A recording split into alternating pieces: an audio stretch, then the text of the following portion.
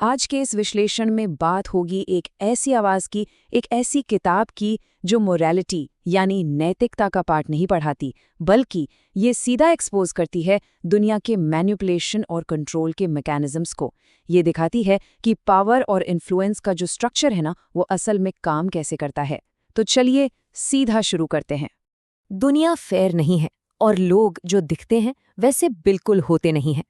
हर जगह, चाहे वो स्कूल हो, कॉलेज हो या कोई बड़ा कॉर्पोरेट ऑफिस, एक इनविजिबल गेम, एक पावर का खेल हमेशा बैकग्राउंड में चल रहा होता है।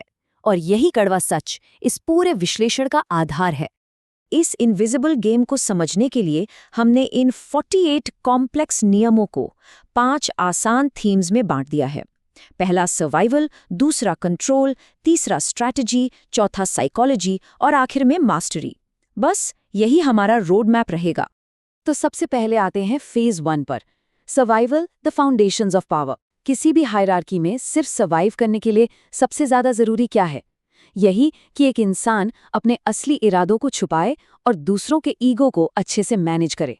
सर्वाइवल के बेसिक्स बिल्कुल क्लियर हैं। रूल 1 कहता है कि कभी भी अपने बॉस को ओवरशैडो नहीं करना चाहिए। इतिहास में एक बहुत मशहूर किस्सा है। 17वीं सेंचुरी में फ्रांस के फाइनेंस मिनिस्टर निकोलस फोके ने किंग लुइस 14वें से ज्यादा शानदार पार्टी दे दी थी। नतीजा, बॉस का ईगो हर्ट हुआ और फोके को उम्र कैद हो गई।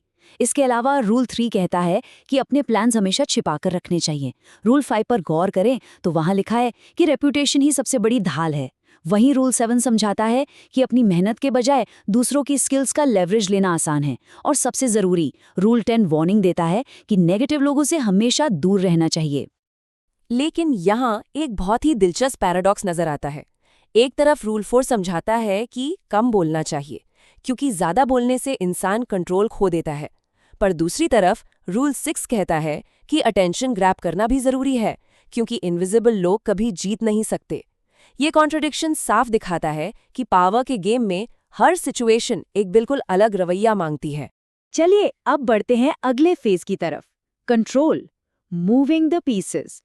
यहाँ बात सिर्फ सेल्फ प्रोटेक्शन की नहीं है, बल्कि अपने आसपास के माहौल और रिलेशनशिप्स को एक्टिवली कंट्रोल करने की है। कंट्रोल के नियम सीधा इंसानी फितरत पर वार करते हैं। रूल 11 कहता है कि एक ऐसी स्किल डेवलप की जाए कि कोई उस व्यक्ति को रिप्लेस ही ना कर सके। जब किसी से डील करना हो तो रूल 13 सिखाता है कि हमेशा उनके फायदे की बात होनी चाहिए, उनके इमोशंस की नहीं। रूल 17 और 19 बहुत खास हैं। कभी प्रिडिक्टेबल नहीं बनना है और हर इंसान को उसकी शख्सियत के हिसाब से ट्रीट करना है। सबके साथ एक जैसा बर्ताव करना एक बड़ी गलती है। और हाँ, रूल 20 याद दिलाता है कि किसी एक साइड पर फुली कमिट होकर अपनी आज़ादी बिल्कुल नहीं खोनी चाहिए। लेकिन इस सेक्शन का सबसे भारी एंकर स्टेटमेंट रूल 15 है। दुश्मन को कभी आधा नहीं छोड़ना चाहिए। इतिहास उठाकर देखिए, एक बड़ा एग्जाम्पल मिलता है एंशिएंट चाइना से। शांग यू और लियू बैंग के बीच एक पावर स्ट्रगल थी। शांग यू ने लियू बैंग को कई बार हराने के बाद भी जिंदा छोड़ दिया, उस पर दया की। आखिर में क्या हुआ? वही लियू बैंग वापस आया, शांग यू को हराया और हान डायनेस्टी की शुरुआत की। एक आधा हरा हुआ दुश्मन हमेशा वापस आएगा और पहले से ज्यादा खतरनाक बनकर आएगा।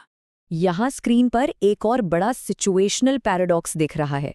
रूल 16 कहता है कि थोड़ा डिसअपियर होना चाहिए, क्योंकि दूरी बनाने से वैल्यू बढ़ती है। लेकिन वही रूल 18 बताता है कि कंप्लीटली आइसोलेट हो जाना बहुत खतरनाक हो सकता है, क्योंकि नेटवर्क ही असल पावर है।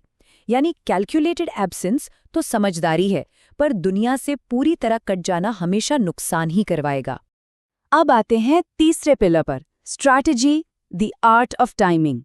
यहाँ देखेंगे कि कैसे डिलिबरेट एक्शंस, एक क्लीन इमेज और केयरफुल अपीयरेंसेस किसी की भी पावर और सक्सेस को तय करते हैं। स्ट्रैटेजी की बात करें तो रूल 21 बताता है कि कभी-कभी बेवकूफ़ दिखना भी बहुत स्मार्ट होता है। दूसरी तरफ रूल 23 कहता है कि अपनी सारी एनर्जी एक ही जगह पर फोकस करनी चाहिए। रूल 24 एक बड़ी सच्ची बात कहता है कि सीधी बात करना हमेशा समझदारी नहीं होती, डिप्लोमेसी का इस्तेमाल करना आना चाहिए। रूल 28 के अनुसार हेजिटेशन से सिर्फ नुकसान होता है, इसलिए बोल्ड एक्शंस लेने चाहिए। और रूल 30 आगाह करता है कि चाहे जितनी मेहनत लगी हो, अपना काम ऐसे दिखाना चाहिए जैसे वो बहुत आसानी से हो गया हो। Moving on two phase 4, psychology, hacking human nature. ये शायद सबसे दिलचस्प पहलू है। यहाँ बात आती है ऑप्शंस, सपनों और इंसानी कमजोरियों को मैनिपुलेट करने की। अगर इंसानी फितरत को ध्यान से ऑब्जर्व किया जाए तो समझ आता है कि पावर में बैठे लोग अक्सर लोगों के सपनों के साथ खेलते हैं। क्योंकि रियलिटी बहुत बोरिंग होती है, इसलिए रूल 32 इन्हीं सपनों का इस्तेमाल करने को कहता है। रूल 31 के मुताबिक दूसरों के ऑप्शंस को इस तरह कंट्रोल करना चाहिए कि आखिर में रिजल्ट वही हो जो पहले से तय था।